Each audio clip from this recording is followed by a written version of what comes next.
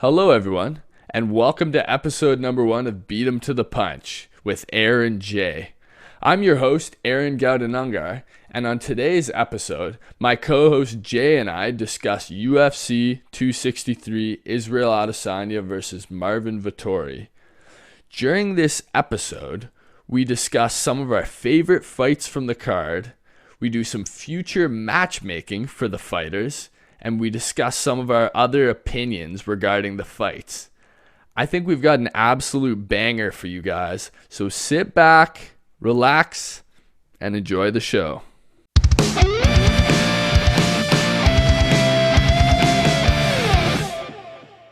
Yeah, basically just right off the bat, this card was like really, really sick. Like right from the early prelims. Yeah, man, we had good fights right off the bat. Let's start with Chase Hooper. Let's talk Chase Hooper versus Steven Peterson. So, unfortunately, our boy Chase Hooper couldn't get the job done this time. His striking just wasn't really where it needs to be yet. He's still 21, so he's still got a lot to learn in terms of his striking, but he looked better, though. He looked better. Yeah, I think his striking had improved since the last time we saw him, but it still needs to improve quite a bit. But his jiu-jitsu is really interesting to watch, the way he goes in for those takedowns and fights off his back on the bottom and does those weird leg locks and stuff. Super cool to watch. Super impressive from a 21-year-old fighting in the UFC, man. Yeah, for sure. Yeah. Super impressive just to be a 21-year-old fighting in the UFC. But, yeah, no, his jiu-jitsu it's obviously elite. And you can tell that's just what he wants to do for the whole fight. He's like jumping onto his back, pulling guard. He's pulling Peterson down on top of him because he'll go for submissions from the bottom. He was going for like knee locks. He was going for heel hooks. But unfortunately, Peterson he was the better man that night. He was far better striker and far more experienced. I think that's what it was, really, just all his experience he had. Like, he's 31, Chase Hooper's 21. He was probably fighting in the UFC, like, he's been in the UFC for a while. I know that. I know he's a veteran.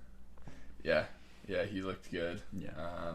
He's working his way up a little bit. It'll be interesting to see what happens for him next. He's pretty far out of the rankings still, but it's nice to beat a young up-and-coming Chase Hooper. Yeah, because Chase is a big name. It's just there's a lot of hype around him, I guess. Yeah. And even Chase hit him with some stuff, but I think he needs to bulk up a bit, man. Like, it didn't really look like there was a lot of power behind the strikes that he did land. Yeah, I agree. And I think maybe some of that is because he's just 21 still, and he's mostly training his fighting, his striking. He's not really maybe focusing on building muscle mass as much. He's not in his physical prime yet. So no. Yeah. So we'll definitely see him again. Let's see how much his striking improves next time. Looking forward to seeing Ben Askren's son next time. Yeah. And the next fight we really liked on the prelims, anyway, was Terence Mckinney. He had a 7-second KO over Matt Frevola. That was a record, right? For the weight class, number 1. Yeah. Damn. Yeah, that was crazy. So, bell rings, guys come in, and McKinney just hits him with a jab cross right in the nose and puts him right out. It was an awesome knockout, but then he jumps on the fence to celebrate after and blows out his knee, which kind of sucked to see, but still, it was an awesome knockout. Yeah. Maybe one of the top performances of the night. I think we can definitely say that. I mean, if you own the 4th fastest knockout in UFC history, it's pretty impressive, you know? Yeah, that's a performance of the night. He probably got a bonus for that. I would hope so, anyway. Yeah, you would hope so. Yeah, so he looked good. And then we move into the prelims, where we also had some really interesting matchups. The first matchup we got in the prelims was Movsar Evloev. And he dominated Hakeem Dawodu en route to a decision victory by unanimous decision. Yeah, the wrestling was really dominant. Like, even the striking, but it was mostly the wrestling he used to set up his striking, and then he just crushed him on the ground for pretty much the entire fight, which was hard to see because I wanted to see our boy Mean Hakeem from Canada come home with the W, but unfortunately that's not the way it went for him. But man, Movsar is a beast. He's a beast. Yeah, he looked really good. Yeah. What did he say to Dana after? After the fight, in an interview, it wasn't with Dana, but he's talking to the interview and he says, "I want to fight a top fighter in the top 10. Dana, if my opponent not top 10 next, I want to fight with you." I like your Russian accent, man. I want to fight with you. That's word for word quote. I just went into the bag there, pulled out the Russian accent, but he's a mean guy. He's looking almost a little bit Khabib-esque the way he was ragdolling Dawodu, you know? Yeah, these Russians, man, just a different breed with the wrestling. Yeah. Yeah, because he's not, like, Dawodu's pretty well-rounded. It's not like he has no ground game, and he still just got totally dominated. So Movsar must just be really good, man. Yeah, he looked really good. And like you said, Dawodu, no slouch. Apparently, he's one of the best Canadian fighters. So apparently, he's our only hope to break through to the top. And he just got his ass whooped, so that's not looking good. Sorry, Canada. Moving on. Another fight we liked in these prelims was Lauren Murphy beating Joanne Calderwood by split decision. Yeah, that was a good fight. How did that one go? So I would say Calderwood. The first round is really close. Yeah. It was close the whole time, pretty much, right? Other than the second round, Murphy just took her down and dominated her during the second round. I honestly thought Calderwood won the striking battles in the first and the third. But I guess the refs didn't see it that way, or the judges didn't see that way, and Lauren Murphy wins, and it looks like she's probably on to a title shot against Shevchenko. Yeah, I agree with you. I do think that it could have gone the other way with Calderwood getting the W, but I mean, it's so tough with a split decision with a close fight like that. Like, I'm not that mad that Murphy got the win. But either way, I don't think either of these girls can beat Shevchenko. But I guess we'll see. I don't want to talk too soon, but I wouldn't say anyone can beat Shevchenko other than Nunes. That's what it looks like right now. Yeah. We'll see. I'll watch it. I'm not betting on Murphy, but I'm definitely gonna watch that fight. And to her credit, too, Murphy actually just won her 5th in a row, so she's rolling right now. Yeah, that's a good streak. Yeah, she deserves the title shot. Yeah, that's for sure. She's very durable. Yep. Yeah. And we had that Eric Anders versus Darren Stewart fight. Your boy Eric Anders brought home the dub. It wasn't a very exciting fight. Basically, just wrestled him, landed a few punches. A lot of time spent in the clinch. The fans hated that fight. They were ruthless. Phoenix was ruthless last night. Can we talk about that? Yeah. There would be like 2 seconds of a fight on the ground. Even if they were like banging on the ground, they're still throwing shots. The fans are just booing immediately. Rogan was like, "You monsters." Crazy. Yeah. But still, great to have fans back. Definitely great to have fans back. Yeah, I bet the fighters like it, having the whole stigma and like everybody around cheering. Yeah. Except for if you're not American, it's a lot of boos coming your way. Yeah. That might be tough to deal with. Yeah. And for a Nate Diaz fight too, I feel like it couldn't come at any better time, you know? Like, you don't really want to see Nate Diaz fight when there's no fans there. You need to have a crowd for Diaz, man. Yeah. I swear like half of those fans are just Diaz fans, you know? Such a big following behind the Diaz brothers. Bro, that fight almost felt like the main event. Like after I was like, whoa, there's still 2 more fights. Like that felt like the main event. But yeah, that was just such an awesome card, man. Yeah. Anyway, what came next? So the final fight on the prelims, which was a banger, was the Brad Riddell versus Drew Dober. Fight of the night? Maybe.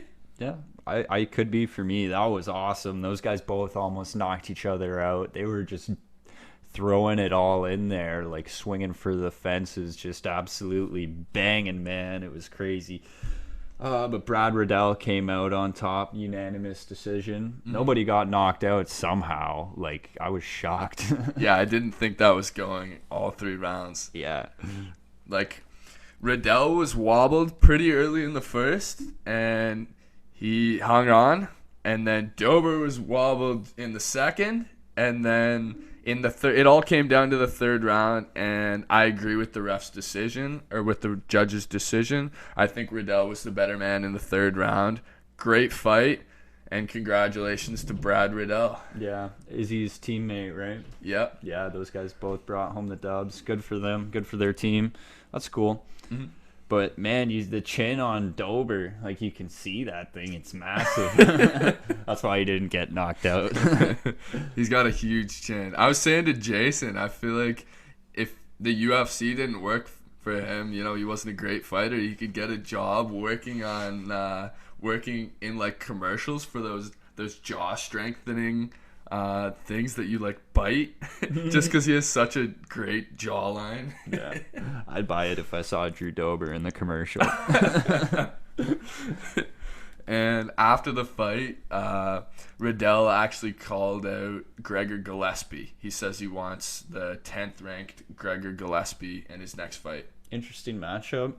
I don't really know, like, that fight with Riddell and Dober never really went to the ground, so I don't really know what Riddell has as far as wrestling, but I know that Gillespie is, like, he used to be a champ wrestler. He's got really good wrestling, so I'd be interested to see how Riddell managed that in that fight. I like that matchup. I'll watch the crap out of that fight. Yeah, that's for sure. Yeah. And moving forward, we start the main card. Woo! Started strong, didn't we, Jason? Started strong with Jamal Hale. Another bad bone break, man. We keep seeing these. On the last one, it was Chris Weidman's leg. This time, Jamal Hill's elbow got, like, snapped backwards. Yeah. It was nasty. But Paul Craig, holy, he looked insane with those. Was that jiu-jitsu? Yeah, that was jiu-jitsu. It looked crazy. Yeah, you could tell he was the grappler in the fight, which we knew going in, but you could tell he knew he had the advantage on the ground. He pulled guard. Jamal Hill went after him on the ground, started trying to strike. Paul Craig got a hold of his left arm, I believe it was, and he twisted it. He like threw him over to the side, and he started cranking that arm. It was crazy, man. Yeah, and it's kind of hard to see. Like, it may have even looked like Jamal was trying to tap at one point. You think that's what was happening? I don't know. He was doing, like, wave movements. He was literally doing, like, yeah. And, like, he couldn't see, so I don't know if he was trying to tap or, like... But it was also cool because his arm got snapped, and then it's, like, flopping around, and he's still trying to drop bombs with the other one while his other arm's just flopping around. And Paul Craig said after, he's like, yeah, it felt super weird having his limp arm just flop around on me. And late stoppage, though, maybe. Definitely a late stoppage. They took the ref a little bit to figure out that his arm was broken. Yeah, because the dude was 80 years old. I kind of think, to be honest, I think he was maybe just in agony, and that's why he was moving his arm, like, in a weird way. I don't think he was tapping. But without a doubt, it was a late stoppage. And even, like, Joe Rogan was calling for the stoppage, and Jamal Hill's arm's just flapping, the broken arm. And And Joe Rogan's like, just for the record, like, he's not tapping. It's just his broken arm, like, flopping on top of Paul Craig. So, oh man, but brutal. Yeah, Paul Craig looked really good. I'm excited to see where he goes next. Is he ranked? He is ranked. I couldn't tell you where he's ranked. Do you want to pull up the rankings right now? Yeah, I'm gonna pull him up. He's moving up. I think. What's his win streak now? So he's at 7 in a row, I believe. Now he hasn't lost in 7 fights because he had a draw in there. But yeah, he looked phenomenal. So on here, he's ranked 14th. This probably isn't updated yet. No. Yeah. So and Jamal Hill's ranked 15th. Yeah. So that was a good matchup, 14 and 15. So he's gonna move up. See, I don't really know how they do the rankings, but man, there's a couple killers up here. Ryan Spann, Johnny Walker. You know who I'd love to see him fight, actually? I'd love to see him fight number 13, Jimmy Crute, because his last loss was actually against Jimmy Crute. Oh. Which was a while ago. But yeah, that would be a good one to run back. Hopefully Jimmy Crute's recovery is going well, too. What happened to him again? Anthony Smith kind of kicked him in the back of the leg, and he got dead foot. So his leg just started. He couldn't really plant his foot. His leg kept rolling out. You guys can't see my foot on the ground. I'm showing Jason but from what I've heard, it sounds like he's recovering pretty well. No, that's good at least. Yeah, hate to see these guys get injured, although happens frequently in this game. It's tough to see a guy like Jamal Hill get hurt too, because he's so young and he's just an up and comer. Like, that is not ideal at that point in your career, and that's a tough one to come back from. Like, his elbow was totally ripped out, man. You know what I mean? Like, yeah, that looked like a pretty bad injury. Yeah. We're not really sure what that injury was as of right now. We don't know the severity of it, but I expect he could be out for an extended period of time. Oh, yeah. His arm is broken. It was very broken. Yeah. It was very broken. So next, we had Bilal Muhammad beating Damian Maia by unanimous decision. Yeah, it was a good fight. Wasn't too interesting. Classic grappler versus striker kind of. Mm-hmm. Damian was going for takedowns. Bilal stuffed most of them, outclassed him in the striking, got the decision win. Yeah. I was saying to Jason earlier, this wasn't the most exciting fight, but I think it was definitely an interesting test for Bilal. Despite what it may look like sometimes, Damian Maia is a very, very hard guy to fight, because if you're throwing kicks or if you just commit too much to going in and striking, he can grab you, and if he gets you to the ground, you're in a lot of danger. And Bilal Muhammad really handled those takedowns perfectly that fight. Yeah, he did a really good job. Yep. Yeah, we'll see him move up. I mean, he didn't look too great against Leon Edwards, but Leon is really good, so I'm not going to sleep on him for that. He's going to keep working his way up. I'm sure we'll see him again. Yeah, so he's actually he has 5 in a row now, 5 wins in a row. That's obviously not including what happened with him and Leon Edwards. That was no contest, right? Exactly, okay. Yep. And he's won 9 of his last 10 as well, which is really good. Yeah, that is good. That's a good run. Yeah. Where's he at in the rankings right now, actually? Below? You want to pull that up? Yeah, let me check. Yeah, there's definitely a lot of interesting fights you can make for him at this point. What weight class was he? So that would be 170. So that's welterweight. Yes, sir. I believe he was ranked number 10 going into this fight. No, he was 12. Okay. So he's probably going to maybe be top 10 now. Like I said, I don't really know how the rankings work, but... Probably. Yeah.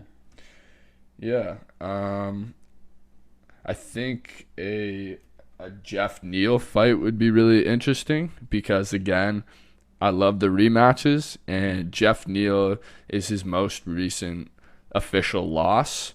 Okay. And Jeff Neal's coming off a loss too, so against Neil Magny. So I feel like this could be a pretty interesting fight. Right. Yeah, that was a good fight too. Yeah, I'd like to see that one. That would be a good one. Mm-hmm. We'll see at 12 and 10. I guess his ranking's going to change, but still, that's a good matchup. Yeah. Yeah, I like that one. And the next fight we had, that was a fun one to watch. Oh, yeah, that was awesome. We were basically standing up for that whole fight. That was the Leon Edwards versus Nate Diaz. Unanimous decision for Leon Edwards, but a really exciting fight to watch.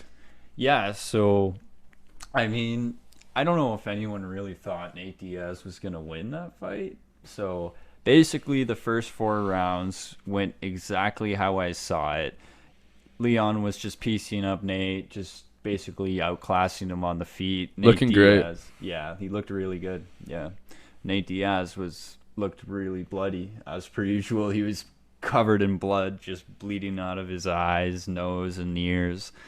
All that stuff. Anyway, and then in the last round, out of nowhere, Nate catches him he slips through the guard and he catches him, and Leon's eyes go around in his head, and like Nate almost finished him in the last round after getting his ass whooped for 4 rounds straight. Like, that was pretty crazy, man. I don't think anyone saw the fight ending like that. No. And he was really close to taking him out there. Yeah. Pretty much for the last 40 seconds of the fight, it was just Leon Edwards kind of stumbling around the octagon. To his credit, he did a pretty good job of staying in there. He was kind of grabbing Nate Diaz, not letting him get space and get those big shots off. But still, man, he got rocked. He almost got taken out there. Yeah. Oof. I wanted Diaz to take him out. He was so close. How cool would that have been if Diaz? Oh, that would be crazy. Comes in and just beats the number 3 ranked guy. Probably fights Usman after, but yeah, if Nate wins that fight, he gets a title shot. Yeah. How crazy is that? Well, Leon's probably getting a title shot too, right? I would say so. Yeah. Which is going to be interesting. Him against Usman. He looked good. He deserves a title shot, but if Nate Diaz has you rocked like that, I'm pretty sure Usman's going to put your lights out. I tend to agree with you, Jason. He got himself into some trouble at the end of the fight, and if you give Kamaru Usman an opportunity like that, he's going to do to you what he did to Jorge Masvidal. Which was crazy. It was a crazy knockout, man. Yeah, so I think that's what's going to happen to Leon, too, if he gets hit by Usman like that. Agreed. Yeah. And back to Nate Diaz, too. It's pretty funny because I feel like a lot of people talk about the Conor McGregor privilege, but you can kind of make the same case for Nate Diaz at this point. Yeah. He hadn't fought in 600 days. His last fight, he got dominated by Jorge Masvidal, and he comes into this and he talks his way into a fight against the number 2 contender in welterweight. And if he wins, I think we can pretty clearly say he's getting a title shot. Who else can come and just do one fight, and if he wins, get a title shot? Conor. That's it. Yeah, that's pretty crazy. Like, even they were saying, like, who else can lose a fight and have their stock go up? Yeah. Like, Nate lost, and his stock as a fighter went up. That was such a fun fight to watch, too. Yeah. Love him or hate him, Nate Diaz is such a fun fighter to watch. Just his antics in the ring. He's just randomly walking away in the middle of the fight, and he stuck his butt out. Yeah, and he stopped and just stuck his butt out. Leon went to kick it, and he just took a step forward. It's like, what are you doing, man? Super entertaining. I love it. Yeah, for sure. So we already talked about what we think is next for Leon, and that's the winner of Usman versus Colby.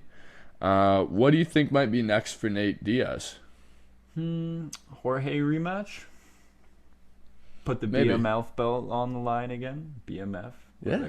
Yeah. I'd like to see that one again because that one stopped. The problem is with Nate Diaz is a fight can get stopped just because he's bleeding too much, not necessarily because he's done fighting, which sucks to see. That's what happened the first time. Yeah. Yeah. That scar tissue around his eyes, it gets opened up so easily and he starts gushing blood. I was a little worried they'd stop the Leon fight, honestly. I'm happy that went 5 rounds, man. I would have been upset if they was like, oh, he's bleeding too much, he can't fight anymore. It's Nate Diaz. He's never bleeding too much. He's fine, okay? If Nate Diaz isn't bleeding, it's not a good fight. Yeah. No, you could poke him and he'd start bleeding. Yeah. But the other fight I was actually saying for Nate Diaz too is if Conor loses, we get a Conor versus Nate 3. Yeah, that would be awesome. People would love it. It would be a huge pay-per-view. Yeah. Those guys. Yeah. Probably one of the biggest of all time. I mean, the last one was one of the biggest of all time, so why wouldn't this one be? Yeah, I mean, I don't want Conor to lose because I feel like at this point he needs to win to stay relevant as the way he portrays himself. He can't just be this guy losing all these fights now, you know what I mean? Yeah. But if he does, I'd still like to see him fight Nate Diaz. But I'd like to see him beat Poirier. And probably, if he did beat Poirier, they'd probably give him a title shot right away with Charles, you think, right? Almost definitely. Yeah. And honestly, that's not a good matchup for him either. But ooh, that is a brutal matchup. And we'll get to that. Yeah. Probably on one of the next 2 episodes of Beat 'em to the Punch, but I agree with you. Yeah. And moving forward, actually, before we move forward, I just want to mention how funny it was that I thought that Nate Diaz was just casually smoking a joint at weigh-ins. That's Diaz for you. Who else can get away with that than Nate Diaz? Sugar Sean. That's true. Maybe. Those 2 guys are the only guys. Did you see him in the crowd? He had a joint in his mouth in the crowd. I love that guy. Oh yeah, I can't wait to see Sugar Sean O'Malley fight too. Yeah. But He's one of our favorites. We're a Sugar fan. We're a fan of the Sugar Show. absolutely. Yeah. And next, maybe the performance of the night. Moreno. Ooh, Brandon Moreno, man. the Mexican madman. How did you see that fight going in? I thought it was going to be similar to the first fight. I thought it was going to be really close, and I thought it was going to go the whole 5 rounds.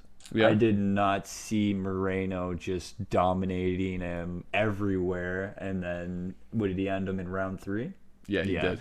Yeah, I didn't see it going like that. Figueiredo didn't really look that good. Like, Moreno just crushed him. Moreno looked so sharp. Yeah, really quick. Like, on his response to anything Figueiredo did, he was responding, countering right away, no hesitation. Like, it was crazy.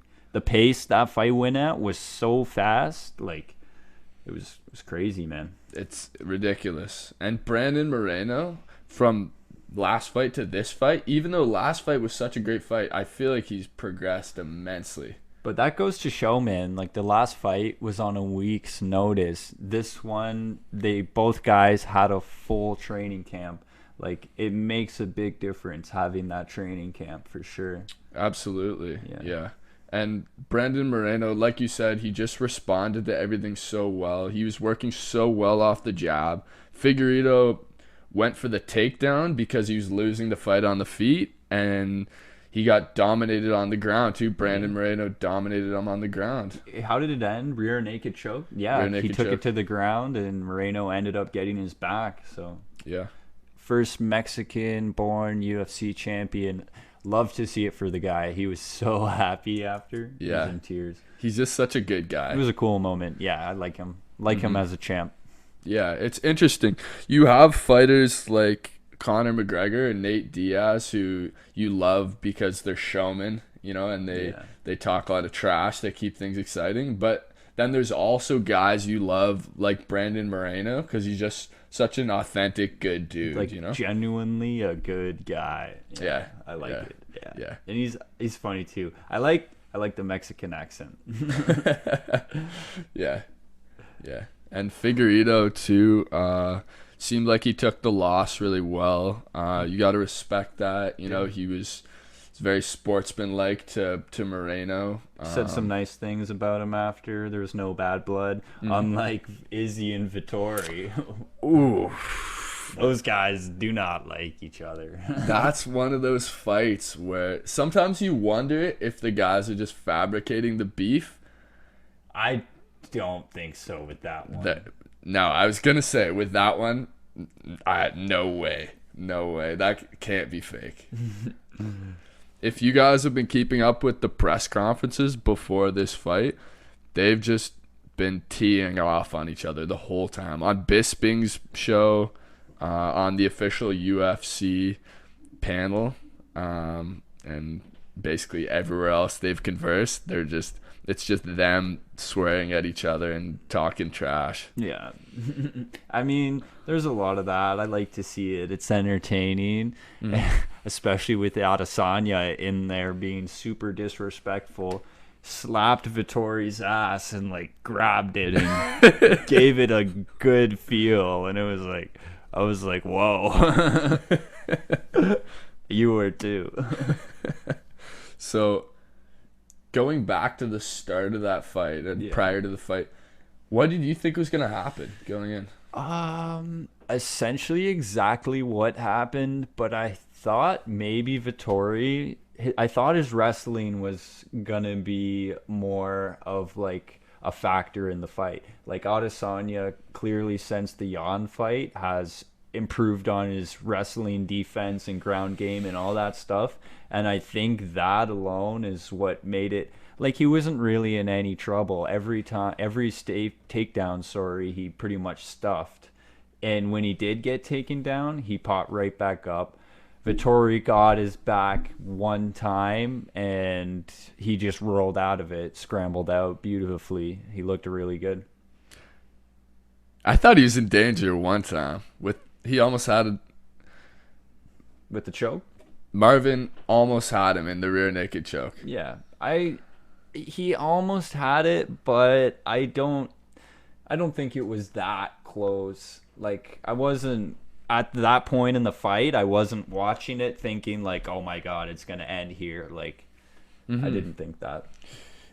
It's such an interesting matchup. Yeah. I kind of thought Adesanya would really respond from that last Jan Blachowicz loss, and being the huge Adesanya fan I am, I thought he would run through Marvin Vettori. That's not exactly how it went. But you called it a round two knockout for Adesanya. That's how you called it. But listen, as a big fan of Adesanya, I'm very happy with what I saw. Yeah. Vettori he's a competitor, man, and Adesanya's takedown defense, like you said, and his scrambling on the ground, it looked levels above where it was with Jan. Mm-hmm.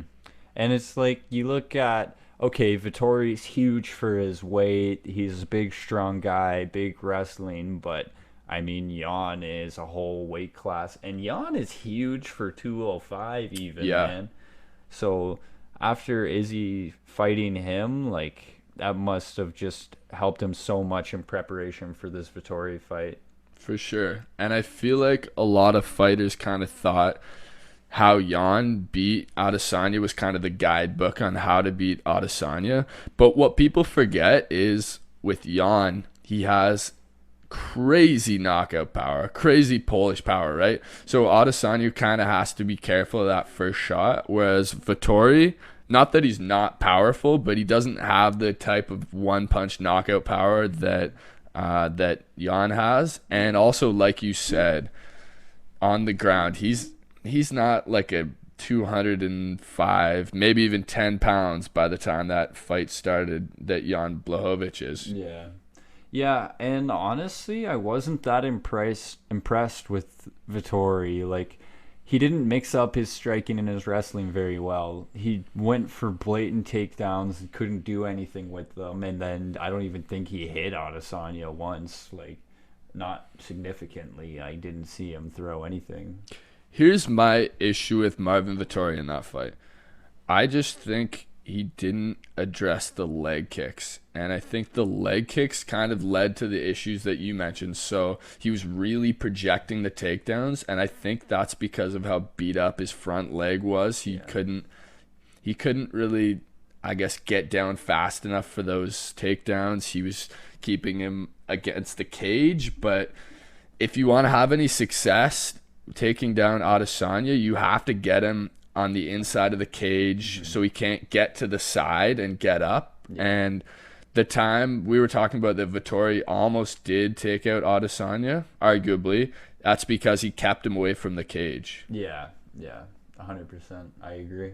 Yeah, but what a fight. Yeah, it was a good fight. It really goes to show how good Adesanya is, and he's still getting better each fight, each time we see him. So yeah. The head movement was ridiculous. Yeah, too. he was doing that shit. That shit was scary, man. I was like, "Ooh, boy, better watch yourself." But yeah, hopefully we get to see him fight Robert Whittaker again. He was like hands down doing the Muhammad Ali against the side of the cage. Yeah. And talk about showboating too. Well, Adesanya's a big showboater. You know that. It depends who he's fighting. Yeah. These guys hate each other. Him and Costa hated each other, so there's a lot of showboating. But I feel like with a guy like Robert Whittaker, obviously he celebrated, but at the same time, there's a lot of mutual respect. Yeah. So it's not the same. But for this one, oh man, you talked about the ass grab. So there was that. He was getting mad when Vettori had him against the cage. Like he's signaling out to the fans. He's like, what is this? Yeah. At the end of the fight, too, Vettori had his shoulder into him against the cage. He's throwing body shots, and Adesanya's, he's like pretending to cry at the end. Yeah, that was funny. Yeah, and I was shocked by that ass grab, and that when he fought Costa, he humped him. So yeah, I see what you're saying. I don't think he's gonna molest Whittaker when they fight. I think there's gonna be more respect there. Yeah. So that'll be interesting to see. That'll be a great fight. So I think we can pretty confidently say that's the next fight for Adesanya. Yeah. Would you say that's what they were talking about after. Yeah. Because the first time they did it in Australia, which is where Robert's from, and now Izzy's saying, let's do it in New Zealand. Let's do it in my backyard. I like it, but here's the problem. COVID. Ooh, yeah. I don't know what it's like over there. Very locked down. Arguably more lockdown than it is here in Canada right now. Right. So they basically can just do it in like the southern states where they allow crowds, because these guys, I feel like they like having a big crowd. Oh, yeah. Yeah, you want a big crowd for that one. Adesanya, he's another guy who he can do it without the crowd, but he really buys into the crowd. You know, obviously he's a big fan favorite, and walking out with the hat and the samurai mask, super sick. Yeah, that thing was cool. Yeah. So I really want to see the Whittaker Adesanya, but it's a little disappointing that odds are it actually won't be in New Zealand even. Well, we'll see what happens. We can only hope. Hopefully we see it in New Zealand. If not, hopefully we still see it somewhere else. I think we will. Yeah. I'm not too worried. Yeah. What do you think happens for Vettori after this fight, though? I don't know. Go fight Paulo Costa. That's the fight to make, but Paulo Costa, he's being so ridiculous right now. He's being a little bit of a bitch, isn't he? Yeah, so he was supposed to fight Robert Whittaker, actually. Right. Is that right? No, he was initially, and then he got hurt in training, so Gastelum stepped in for that one. Yeah. And now, I believe he was supposed to fight... Hold on. I know Gastelum is stepping in for this one, too. Again. Is Gastelum just taking all his fights, not getting his own? Like, what's going on? That's kind of funny, isn't it? Yeah. That's weird that he would be okay with that, though, because that's two, relatively short notice fights. Yeah. Well, Calvin just wants to fight, I think. He was so close to that title shot, and then he lost a few in a row, and he's not really in the mix anymore. I'm sure he's trying to get back in there and do whatever it takes. Yeah, I really like Kelvin Gastelum. He's the guy too who's really the closest to taking out Israel Adesanya too. Honestly, so, yeah, for sure. Closest fight I've seen with Izzy. Well, other than Jan, but that doesn't count. Doesn't count. We're not counting that. Yeah, we're not talking and neither is the middleweight class either. So it's Kelvin Gastelum versus Jared Cannonier. Okay. So that'll be interesting, and it's gonna be a firefight. Firefight, yeah. And I hope they can get Paulo Costa to come back and fight Vettori, because I feel like that's really the fight to make. Yeah, because he was complaining about not getting enough money, and then Dana said to Costa, like, you can leave the UFC. So yeah, hopefully he doesn't leave. I'd like to see that beefcake fight again. Yeah, it's interesting because obviously we like watching Paulo Costa fight. He's an interesting fighter, but he's making demands to the UFC like they need him, and he's saying, you know what a big draw I am, and I don't really think that's the case. No, I think he thinks he's all that, and he's just some big chunky guy, probably on steroids, if I had to guess. Well, you're just launching the accusations now, eh? Yeah, my bad. Just look at him. He looks like he's on. Maybe he's just jacked. I don't know. But listen, if the UFC doesn't like immediately sign John Jones and give him his demands, and he's arguably the biggest UFC star in history, what makes Paulo Costa think they really need him? Yeah. Especially after he got humped by Israel Adesanya. Yeah, that was an embarrassing fight. He got totally destroyed and humped. Yeah.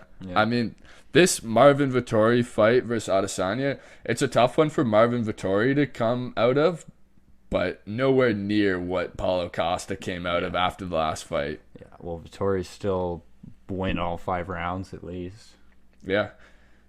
He has a lot of heart. He didn't have the skill or the strategy to get it done there. I think that's what it was, for sure.